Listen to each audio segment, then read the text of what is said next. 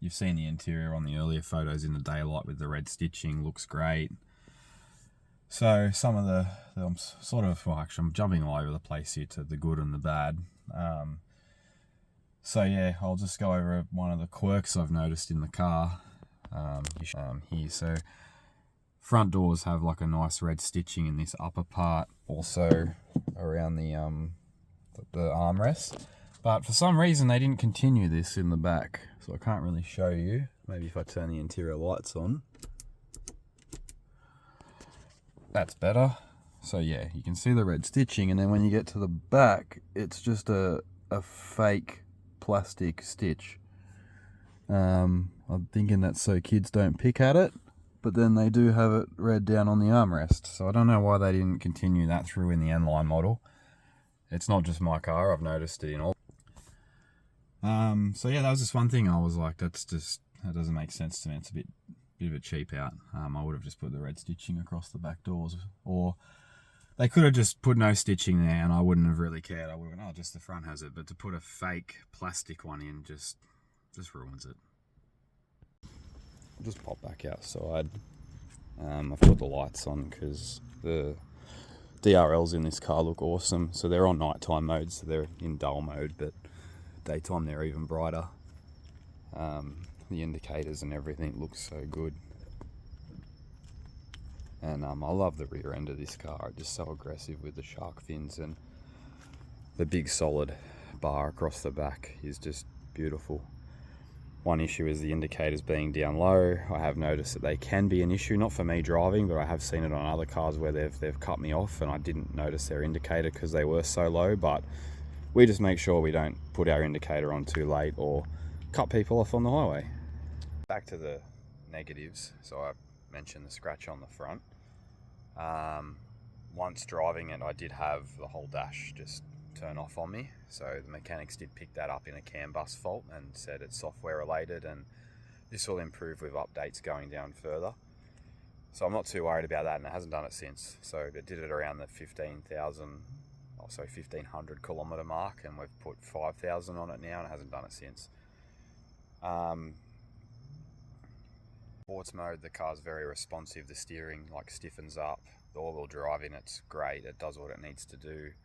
Haven't taken it off-road, obviously. We don't need to do that, but I've seen videos of it working well on other YouTube channels. Very responsive. I kind of thought it might have had a bit more poke. I think now we've run it in, it's getting better. It's still very quick compared to what we owned before with the little Suzuki Vitara, but just being that it had the electric motor up its arse, I was hoping for a little bit more with the 1.6 turbo, but we don't need anything super fast, so it's still very good. And then further into the ownership of the car, we noticed a lump in the back seat. My mum went for a drive with us, and I've just got groceries on here now and it's all dark, but sitting on that rear driver's side passenger seat, there is a very big lump in the middle of your ass. Very uncomfortable, very obnoxious. I wouldn't want anyone to sit there for a long time because it's almost like the seat cover is bunched up and you're sitting on like a knot of the seat cover. But I removed the seat cover, so did a mechanic. He agreed that this is not normal. It's like one of the springs in the seat have come misplaced and is shooting up. It's a fault. Hyundai have said they've ordered a new back seat for us. It's getting replaced. Yeah, okay. The other issue I've got is the passenger side B-pillar rattles at around 1800 RPM and on bumpy roads. They've tried to look at it, tried to fix it, they can't find it. I took them for a drive. When I took it for a drive, it wasn't there, of course. Now it's come back, so I'm going to have to show them that again. If not, it's going to annoy me that much. I'm going to pull the B-pillar apart and try and work out what's rattling in there. But that's just a minor issue. My biggest issue I've had this whole time, and the downfall of buying this new car, was something so simple, like door handle protection. So I put the PDF film inside the door cups for rings, especially my partner's ring. Her engagement ring's huge, and same as her mum, when she opens car doors, they scratch in there. Can be polished out, but over time it gets quite bad, and it gets to a point where you can't really get them out. Ordered them with the car, which was weeks until we got delivery, and they forgot to order them. Okay, so we drove away with the car still. We were happy to take it. They said it'd be a week and then they would install them for us. 2 weeks went by. I called up again about it. They'd forgotten to order them again. Alright, this is frustrating, but we're due for our first service next week. It'll be in for then and we'll do it at the same time. Okay. Got to the first service. They said they'll install them. At the end of the day, they rang me up. They said there was an issue. When they went to install them, they opened up the box. There was nothing in the box. Yeah, okay, that's frustrating. Now we've actually got a couple scratches on the door cups from rings from people who have been in the car, and now I've got to try and polish them out before I get the film put on next time. They've promised me they've ordered it. They're going to install it when the seat comes in, but who knows when that would be. That could be our next major service at 10,000 Ks, which is obviously going to be weeks away. Quite frustrating, something so simple that they just can't get right. I don't think they were missing from the box. I think they've just used them on another customer's car who they've also forgotten to order them in on.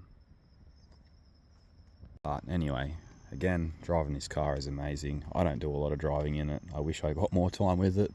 I purposely took it out in the middle of the night just to try it. In the end line with the Matrix headlights, absolutely wonderful, just running high beams constantly, and they flick on and off as traffic come through in partitions is beautiful to watch. So yeah, I'm only just going over little details that I've noticed about this car since I brought it. I'll put a video up of this experience. It's not a full YouTube review. I'm no good at doing them, but just something different to videos on my Mark II. Again, in the car, I'll just go through a couple more features like blind spot monitoring. The heads-up display is great. It's on all the time. Got to run special glasses for it. But yeah, then you can see it. The polarized ones kind of block it out, but that's with every car. Got radio music on. I've got the premium sound system in this with subwoofer. It's pretty good. Like, I was expecting a little more, but it's way better than any stock car I've been in. It's upgraded Bose system, so that sounds really good. If I go back to my normal drive stuff, like, again, I'm not used to this car so much. I'm usually in my Navara. I love this. You can really see detailed stuff of what's going on, and then you can bring up mini versions of it in your dash in the center. So just that kind of custom. Oh, I've got another bug in here. What are you doing?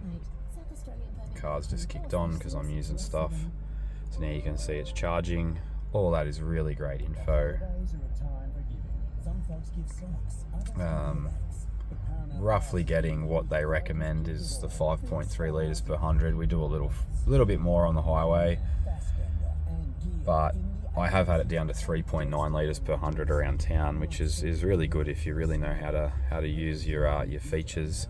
So one feature I like is the paddles in eco mode. Put on regenerative braking. It's probably not going to do it because I'm stopped, but it'll bring up an indicator here and regen your brakes and charge the battery even quicker. And using that, you'll get your fuel consumption down more. But before I go, one of the biggest things I like, I'll put it back on Android Auto because I'm going to get out of here soon, is the camera button. And push that. You've got an overview.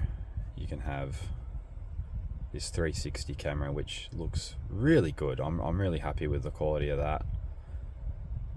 And then you can go rear view, front view, and change settings.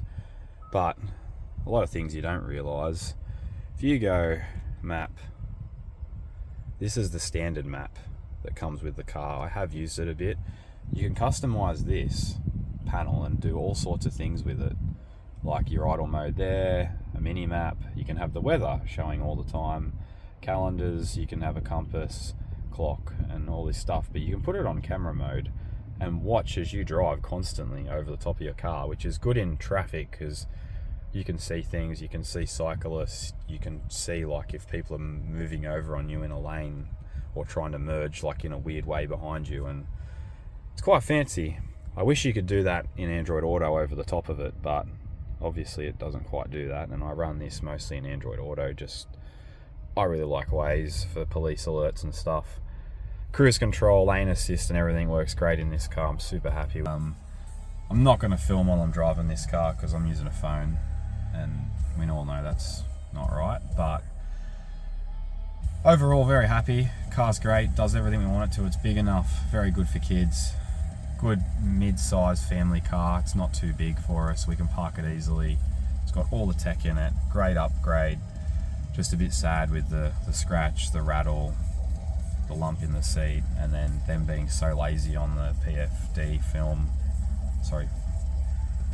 film is just frustrating on top. But overall, they always talk to us, they ring us constantly. If we talk to them, they can give us information straight away. So yeah, I'll continue home in the car now with my groceries, and I'll enjoy the drive now that I've customized the settings to what I want, and get a little bit more used to the car since I never drive it. So hopefully I can finally get this video out. There's a lot of things I've missed and I haven't covered, but I just wanted to get out there my general thoughts of the car and my experiences with purchasing it. Nothing smooth, nothing is, but I didn't expect to have so many issues all in one go right from the start, but nothing major, no major faults or recalls as yet. So yeah, very good car. If you're looking at one of these, I highly recommend it. Back home now, finally going to upload this video. I realised I didn't do an outro, so I've got a bit more facial hair and whatnot because it's sometime later. But again, we're still waiting to get a lot of these problems fixed with Hyundai. Booking it in didn't really correlate with work and our plans, so it's been pushed back. They've got all the parts in, the seats in, the films in for the door handles. That's all going to get put on in the next week or so. So finally going to get some things happening there. So car's been good the last couple of weeks, no issues, we're getting used to it. Nat mainly drives it, not me. So I can't sort of reflect on too much else because I just don't see the car enough. It's filthy at the moment. We've had on and off rain and I don't even get a chance to wash it. So thanks for watching, and hope you enjoyed this video, something different. And I don't think I'll do videos of this car too much in the future because I'm not planning to do anything with it. It's just a family car, but let me know if you want to see some more details in the future about how it's going, and I'll let you know more then. Thanks for watching, guys.